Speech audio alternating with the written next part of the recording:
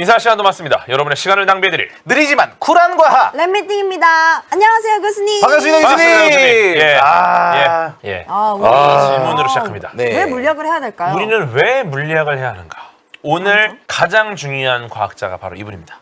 네, 바로 볼프강 파울리입니다. 아, 네네네. 그래서 일단 왼쪽에 계신 분이 바로 괴팅겐 대학의 막스 보른이라는 과학자. 아, 막스 보른. 막스 보른이 파울리에 대해 이런 말을 했습니다. 파울리만이 아인슈타인급의 천재다. 이야, 극찬이네. 예, 파울리의 어린 시절 사진입니다. 오, 잘생겼다. 예, 잘생겼다. 예, 역시 머리가 그러니까. 중요하다. 네. 김나지움부터 신동 소리를 듣고 살았어요.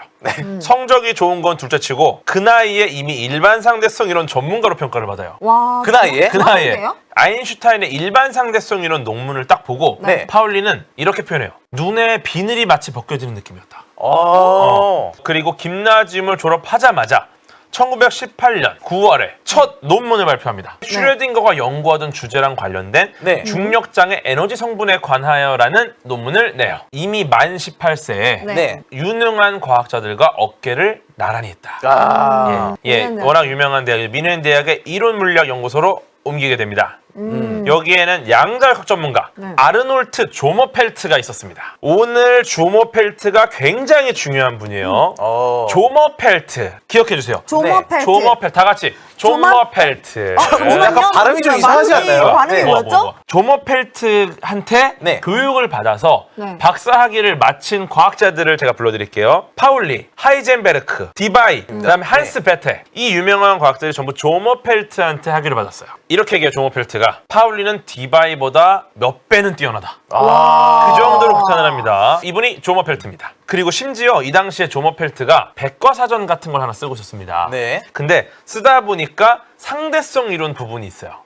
이 부분에 대해서 해설을 하나 써야 되는데 네.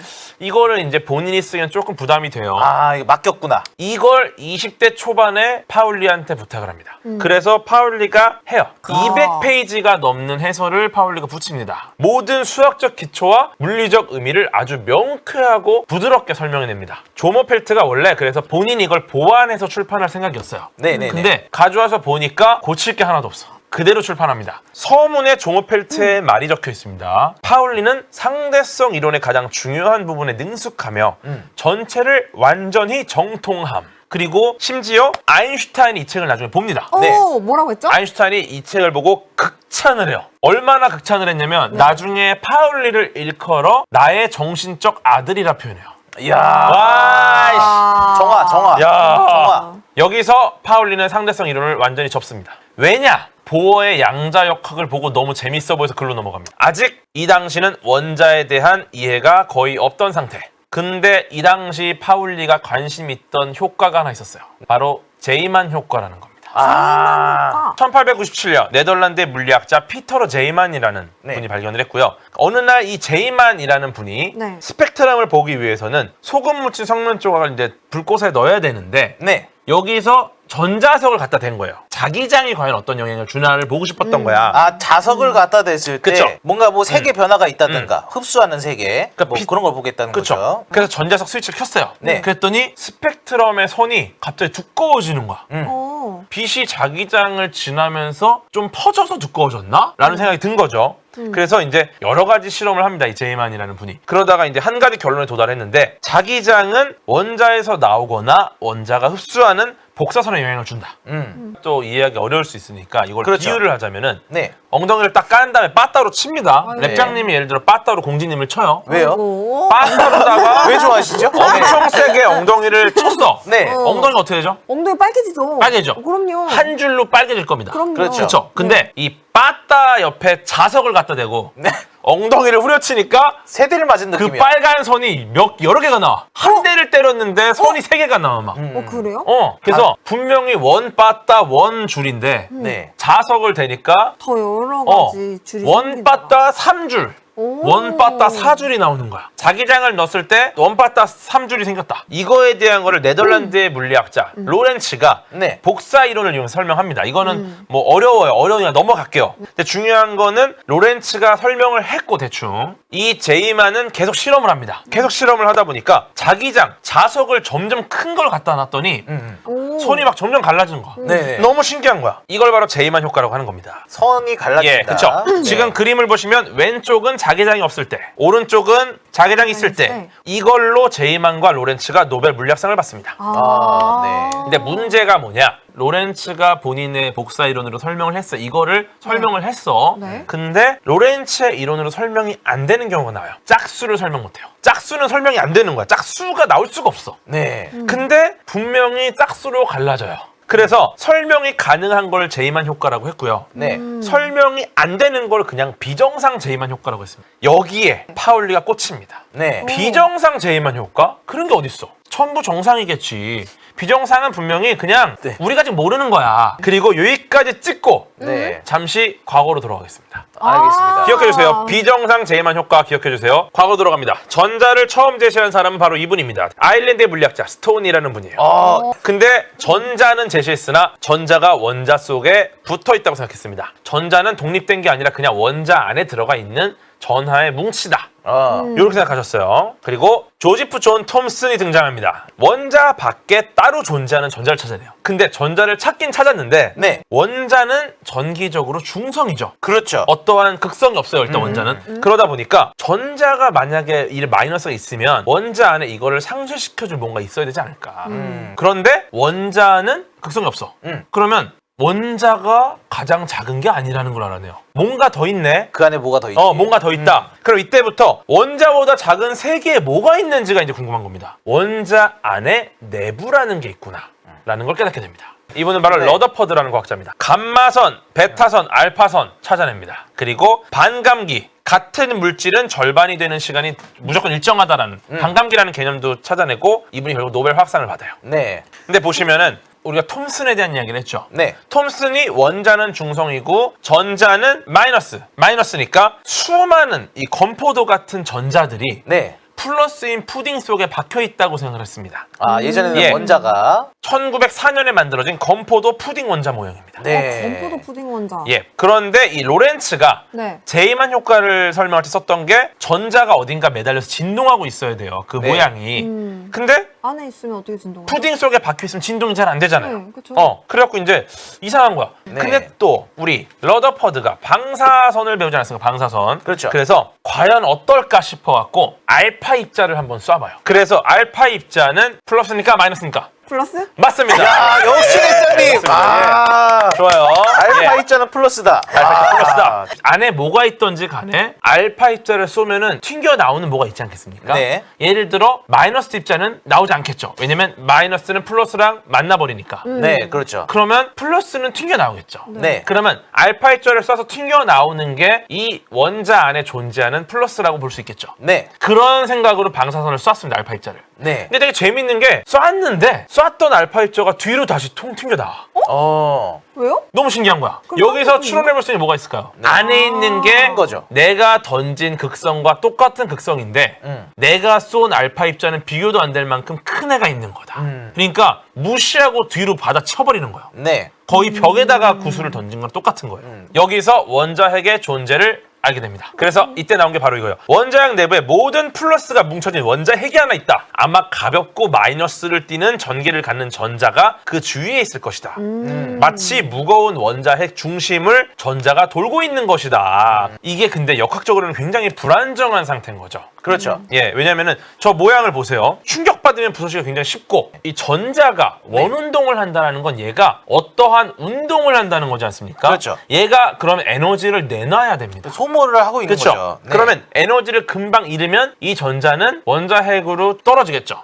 그러면 원자핵이랑 상쇄돼서 없어지겠죠. 이거는 이론적으로 이런 모양이 되더라도 굉장히 불안한 겁니다. 근데 실제로 원자가 안정돼 있죠. 네. 네. 붕괴하지 않아요. 근데 이론상으로는 붕괴해야 맞아. 이때 누군가 드디어 또. 설명충 닐스 보어가 등장합니다. 중요한 건 이제 러더퍼드의 원자는 이론적으로는 불안정한 상태다. 이걸 보고 지금까지 우리가 알고 있던 역학과 전자기학을 완전히 뛰어넘는 아이디어가 필요하다. 지금 우리가 이 에너지에 대한 거 잃고 운동하고 이거는 굉장히 과거의 역학이에요. 그러다 보니까 보어는 새로운 생각을 합니다. 원자가 정상 상태라는 것에 있으면은 네. 얘는 전자기파를 내놓지 않아. 그러니까 우리는 얘가 돌고 있기 때문에 에너지를 잃을 것이라고 판단했으나 네. 실제로는 돌아도 얘는 아주 편안한 상태라서 마치 누워있는 거랑 똑같아서 아무 에너지를 잃지 않는다는 말이에요. 그리고 이제 원자가 선스펙트럼을 내놓을 때 일종의 빠따를 칠 때 그거는 이제 안정된 정상 상태에서 또 다른 정상 상태로 이동할 때 빠따를 치는 거다. 그렇죠. 어, 네. 이렇게 이해를 했어요. 그래서 이렇게 결론을 내고 이렇게 이론으로 계산한 값이랑 실험이랑 맞췄더니 잘 맞아. 그래서 드디어 이 원자에 대한 말이 되는 설명이 처음으로 나옵니다. 그래서 보어의 원자 모형과 새로 바뀐 주기율표가 등장하게 됩니다. 1869년 와우. 주기율표 초안입니다. 1913년에 헨리 모즐리가 원자 번호 순으로 다시 나열을 합니다. 마치 뭔가 달력처럼 보이네요. 예, 양성자의 수, 즉 안정된 상태의 원자가 지니고 있는 전자의 수에 따라 원자 번호대로 나열을 한 거죠. 지금의 주기율표입니다. 보시면은 원자 번호라는 게 있어요. 네. 원자 번호는 무엇이냐? 양성자와 그거랑 해당하는 전자의 개수라는 거예요. 네. 원자 번호가 1이다. 양성자 하나, 전자 하나. 그렇죠. 네. 그러면은 보세요. 수소, 헬륨, 리튬, 베릴륨. 네. 얘네가 점점 플러스와 마이너스가 늘어난다는 거죠. 네. 플러스와 마이너스는 서로 당깁니까 밀어냅니까? 당기죠. 남녀 같은 거야. 네. 서로 당겨요. 줄다리기를 공진님과 랩장님이 해요. 네. 예를 들어 한 명 한 명 당기는 힘이 있겠죠. 네. 그럼 이제 100명이 서로 당긴다고 쳐. 그럼 엄청나죠. 그럼 서로 당기는 힘이 굉장히 강해지겠죠. 그렇죠. 그러면 결국 공진님이나 랩장님이 더 가까워질 수밖에 없죠. 아. 이 말은 뭐냐? 원자 번호 뒤로 가면 갈수록 크기가 작아져야 되죠. 그래서 결국 원자 번호가 뒤로 가면 갈수록 점점 작아지겠죠. 리튬보다 네온이 크다 작다? 리튬이 크다. 리튬이 크다. 그런데 신기하게 단점 주시면요. 이게 크거든요. 근데 헬륨보다 리튬이 훨씬 커. 그리고 리튬보다 베릴륨이 작죠. 네. 리튬, 베릴륨, 붕소, 탄소 점점 작아지죠. 네. 근데 갑자기 나트륨에서 엄청 커져. 그러니까 신기하게 원소 번호가 커지면 작아지는 건 맞죠. 네네네. 근데 중간중간에 갑자기 엄청 커지는 애들이 나타납니다. 뭔가 약간 주기가 있네. 네. 가장 왼쪽에 있는 애들이 네. 가장 커요. 이상하게. 이 말은 뭐냐? 뭔가 다른 게 있다. 무조건 개수가 많아지면 엄청 당길 줄 알았는데 네. 당기는데 더 이상 못 당기고 다음 단계로 가는 애들이 있다. 보어는 생각했습니다. 만약에 안정된 정상 상태가 여러 개가 있다. 저렇게 띠처럼. 네. 전자가 안정되게 존재할 수 있는 궤도가 정해져 있고 네. 그 궤도에 따라서 특성을 보이는 게 아닐까? 궤도의 전자가 몇 개냐에 따라서 당기는 힘이 달라진다는 거죠. 그렇죠. 예. 이 말은 뭐냐면 왼쪽 거를 봐주세요. 네. 네. 왼쪽 거는 지금 최외곽, 그러니까 가장 바깥쪽에 전자가 몇 개 있죠? 8개. 8개. 네. 8명이 당기니까 네. 굉장히 쪼그라들었죠. 오른쪽 거는 지금 가장 바깥쪽에 전자가 몇 개 있죠? 하나. 한 명이 당기니까 당기는 힘이 너무 약해갖고 네. 커졌죠. 커졌죠. 그쵸? 네. 이 말이에요. 제가 일부러 여기에는 굉장히 직관적으로 그림을 그린 거고 이 그림은 실제 원자랑 맞지 않습니다. 외곽에 전자가 많을수록 쪼그라드는데 외곽에 전자가 적을수록 안 쪼그라든다. 이건가 설명드리는 거예요 지금. 요게 바로 블랙핑크 팬클럽입니다. 아, 네. 가운데에 블랙핑크 제니가 딱 있어요. 그리고 좌석은 지정 좌석제입니다. 좌석은 정해져 있고 저 좌석이 딱 있는데 이 좌석이 고정된 의자는 아니야. 네. 의자가 일단 놓여 있어. 그리고 가운데 제니가 딱 있어. 그러면은 예를 들어 보세요. A, B, C가 있는데 A의 맨 끝에 1, 2, 3, 4, 5, 6, 7이 있죠. A의 맨 끝에 그 다음에 B의 맨 바깥쪽 1, 2, 3, 4, 5, 6, 7, 8, 9, 22까지 있고 그쵸? 네. 네. C도 바깥쪽에 있죠. 네. A, B, C 바깥쪽에 예를 들어 한 명이 앉아 있어. 그러면 얘가 아무를 밀어도 의자가 안 움직일 겁니다. 그쵸? 네. 네. 어. 네. 아무리 해도 안 움직여. 근데 바깥쪽에 우리 블링크가 꽉 차 있어요. 그럼 얘네가 온 힘을 다해 다 같이 밀어. 그렇죠. 그러면은 점점 우리 모두가 스테이지 쪽으로 가까이 가겠죠. 네, 그렇죠. 왜냐? 블랙핑크 제니가 나왔으니까. 그럼요. 바로 이거요. 네. 외곽에 얼마나 많은 팬클럽이 모여있느냐에 따라서 네. 얘의 크기가 바뀐다는 겁니다. 그렇죠. 예. 그래서 주기율표를 보면은 네. 세로축이 궤도가 됩니다. 첫 번째 줄 1번 궤도, 두 번째 줄은 그 다음에 있는 2번 궤도. 네. 그 다음에 이제 가로축을 보시면요. 네. 가로축은 궤도에 들어갈 수 있는 전자의 최대 개수가 되는 겁니다. 즉 보시면은 실제로 이렇게 계속 점점 작아지지 않습니까? 즉 이 리튬의 자리는 어디다? 리튬의 자리는 두 번째 열이죠. 두 번째 열에서 혼자 앉은 거야. 혼자 앉아 있는 거. 어. 그럼 점점 가면 네온은 두 번째 열의 마지막 자리를 채운 겁니다. 그렇죠. 드디어 이제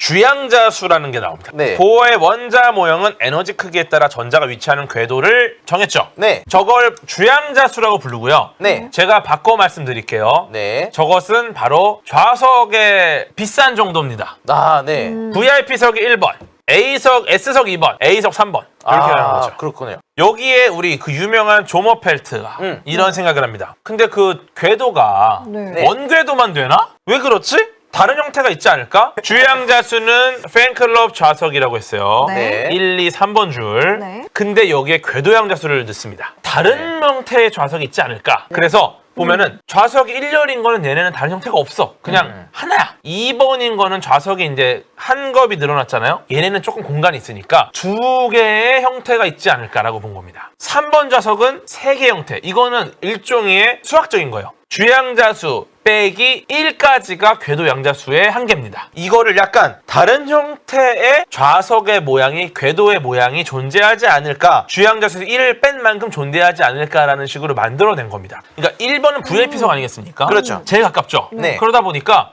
얘는 이미 스탠딩이야. 의자를 놓을 데가 없어. 그냥 하나로 갑니다. 네. 2번 좌석은 조금 멀리 떨어졌죠. 네. 그러다 보니까 좌석을 놨는데 좀 남는 거야.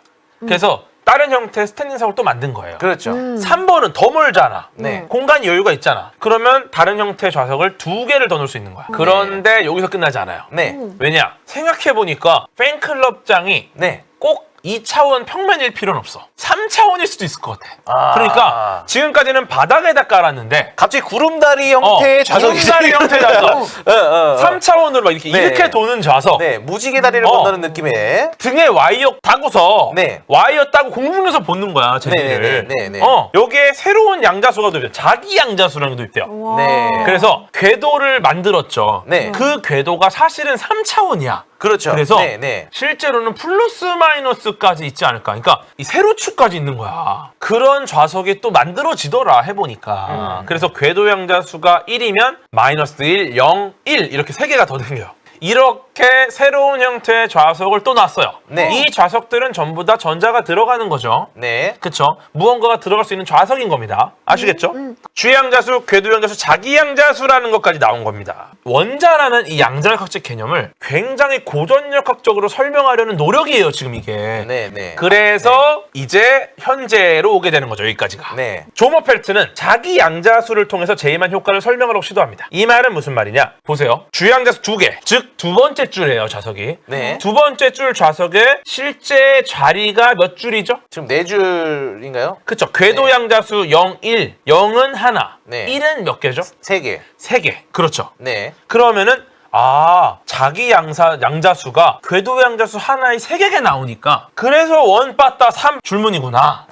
네. 주양자수가 2개일 때 선이 3개가 생기는 이유를 이제 설명할 수 있게 된 거죠. 그래서 이걸 설명한 겁니다. 네. 그래서 주양자수가 2일 때 자기 양자수가 3개 나오니까 네. 선이 3개가 나오는구나. 오, 네, 이걸 네, 다 네. 설명할 수 있게 됐어. 다시 파울리는 보어 조머펠트 이론이라고 해요. 지금 말씀드린 거를. 네. 보어 조머펠트 이론도 비정상 제이만 효과를 설명 못했어요. 왜냐? 보세요. 자기 양자수는 1, 3, 5. 궤도 양자수 3일 때는 궤도 양자수 3일 때 자기 양자수 몇 개죠? 7개죠. 7개. 네. 4일 때는 9개. 그쵸. 홀수만 설명이 돼요. 이 말은 뭐냐? 정상 제이만 효과는 원빠따 3줄, 원빠따 5줄. 하지만 짝수를 설명 못했던 거예요. 네. 근데 자기 양자수를 도입했더니 원빠따 3줄은 설명이 되는데 원빠따 4줄, 짝수계의 선을 설명을 못하는 겁니다.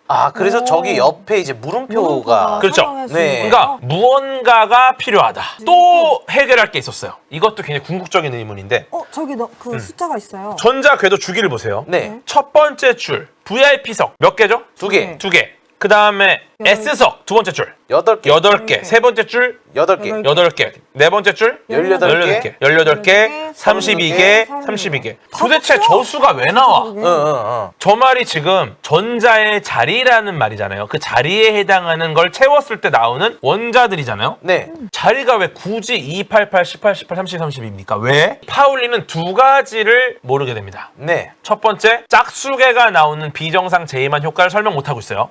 두 번째, 도대체 2, 8, 8, 18, 30, 32는 웬 뜬금포 이게 뭔 숫자야 이게? 네. 그러니까 얘는 이때 생각합니다. 이거는 아예 고전역학적인 관점을 포기해야 나온다. 이거는 지금까지 내가 갖고 있는 걸로는 해결 안 된다라는 거를 확신을 해요. 파울리가. 네. 그때 혜성처럼 등장합니다. 에드먼드 스토너라는 영국의 과학자예요. 네. 1924년 10월 필로소피컬 매거진에서 원자 에너지 준위 사이의 전자 분포라는 논문을 썼는데 네. 그 내용이 굉장히 참신했고 파울리에게 큰 충격을 줍니다. 왜 충격을? 주양자수로 정해진 궤도의 전자가 가득 차 있을 때 각 에너지 상태에 분포하는 전자의 수는 자기 양자수의 2배다. 이 말이 무엇이냐? 오. 전자의 수, 자기 양자수가 앞에 있죠. 그러니까 지금 첫 번째 자석에 궤도 양자수 0, 자기 양자수 0. 전자의 수는 2예요. 첫 번째 줄에. 네. 맥스, 헬륨은 2입니다. 네. 그쵸? 두 번째 줄, 궤도 양자수 2, 자기 양자수 4. 네. 전자의 수는 자기 양자수 곱하기 2를 하면 8이죠. 아, 자기 양자수의 개수에 곱하기 2를 그렇죠. 하니까 아까 주기율표에 2, 8, 18이 나왔네. 네. 아까 주기율표의 2, 8, 18이 자기 양자수에 곱하기 2를 하니까 나오는 거예요. 왠지는 모르지만 네, 네. 이 바로 영국의 과학자가 에드먼드 스토너가 이걸 찾아냈어요. 이 규칙, 즉 전자의 수가 모든 자기 양자수의 2배인 겁니다. 지금. 네, 네, 네. 즉 주양자수, 궤도양자수, 자기양자수 외에 무언가가 더 있다는 거죠. 파울리가 바로 여기 전자가 갖고 있는 본질적인 성질이 있다. 네, 네. 모든 게 이야. 그래서 여기에 주양자수, 궤도양자수, 자기양자수 외에 새로운 무언가 양자수가 들어가야 된다라고 생각합니다. 네. 이걸 바로 고전적으로 표현할 수 없는 양자수라고 썼어요. 아. 즉 고전역학으로는 이 양자수를 우리가 설명할 수 없는 거야. 여기까지를 포함해서 파울리가 드디어 이런 법칙을 만들어냅니다. 원자 속의 전자는 4개의 양자수에 의해서 정의되는 상태에 하나 이상 존재할 수 없다. 선착순으로 어디부터 앉습니까? 무조건 앞에서부터 채웁니다. 네. 이게 바로 1926년 폴 디렉이 파울리의 베타 원리라는 이름을 처음으로 썼는데 네. 이게 네. 현재까지 정착됐습니다. 공진이 앉는 순간 네. 저는 공진 무릎에 못 앉는다는 거예요. 네. 이걸 네. 통해서 네. 파울리가 네. 모든 전자가 왜 맨 앞줄에 네. VIP석에 앉아있지 않고 껍질마다 계단처럼 존재하는지를 설명했어요. 그리고 그렇게 채운다고 하면은 네. 아까 보여드렸던 것처럼 2, 8, 8, 18, 18, 32, 32 같은 숫자가 주기율표에 나타날 수밖에 없습니다. 왜냐? 베타 원리 때문에 앞좌석을 채웠으면 뒤로 가야 되거든. 그렇죠. 그러니까 결국은 고전적으로 설명할 수 없는 그 양자수대로 좌석을 채울 수밖에 없는 거예요. 와. 이 규칙을 네. 주기율표상에 설명할 수 있게 만들어낸 거는 네. 이거는 당시 혁명이었습니다. 그렇죠. 아, 진짜로. 그렇죠. 예, 혁명이었어요. 그리고 여기서 네. 이제 마지막 남은 하나를 처리합니다. 아. 이제 마지막 남은 양자수, 자기 양자수의 두 개구나. 고정적으로 표현할 수 없는 그 양자수, 이게 뭔지는 모르지만 중요한 건 이 쌍으로 존재한다는 거죠. 그렇죠. 그러면 왜 굳이 쌍으로 존재해야 되나? 그렇죠. 전자가 양성자 주위에 존재하고 있습니다. 네. 네. 이거를 좀 어려우니까 지구와 위성으로 하겠습니다. 지구와 예. 위성. 지구를 도는 위성이 있어요. 네. 위성이 지구로 추락하지 않으려면 지구 주위를 돌아야 돼요. 위성이 저기서 멈추는 순간 어떻게 되죠? 떨어지겠죠. 중력 때문에 떨어지죠. 네. 네. 위성은 계속 도망을 치고 있는 거예요. 아, 그게 중력 때문에 당겨지니까 얘가 잘 평형을 이뤄 돌고 있는 겁니다. 네, 네, 네. 안정된 상태. 네. 바로 팬사인의 궤도, 팬사인의 좌석 상태. 그래서 아주 단순하게 볼게요. 1의 힘으로 전자와 양성자가 있어요. 양성자가 1의 힘으로 당기고 전자가 1의 힘으로 도망가면 어떻게 되죠? 평형이 이루죠. 평형이 유지가 되는 거예요. 그러면 결국 1과 1의 힘이 평형을 이루는 상태가 바로 안정된 상태인 겁니다. 근데 이걸 궤도 가운동량이라고 불러요. 이것만 네. 아시면 돼요.